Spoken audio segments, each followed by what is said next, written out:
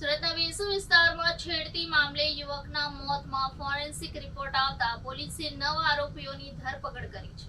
માથામાં અને હાથમાં ઈજાના નિશાન મળી આવ્યા હતા.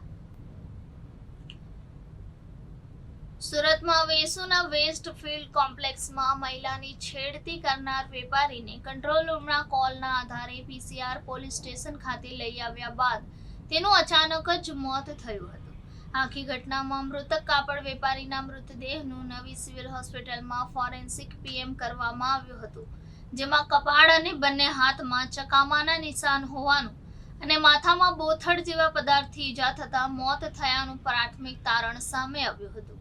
જે બાદ પોલીસે કોમ્પ્લેક્સના સીસીટીવીના આધારે વેપારીને મારનાર 9 આરોપીઓ સામે હત્યાનો ગુનો નોંધી ધરપકડ કરવામાં આવી છે. પોલીસે માર્યાની વહેતી થયેલી ચર્ચા વચ્ચે વેસુ પોલીસે વેપારી સાગરના મૃતદેહનું ફોરેન્સિક પોસ્ટમોર્ટમ કરાવ્યું હતું.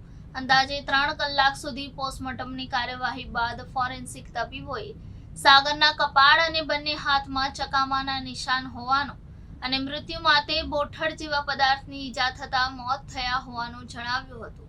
પોલીસને આશંકા હતી કે ટોળાએ જ્યારે માર્યો ત્યારે કોમ્પ્લેક્સ કે રોડ ઉપર પટકાવાથી અથવા તો અન્ય કોઈ રીતે બોથડ પદાર્થ માથામાં ઈજા થઈ હોઈ શકે, જેની તપાસ માટે પોલીસે સીસીટીવી ફૂટેજની ઝીણવટભરી ચકાસણી હાથ ધરી હતી.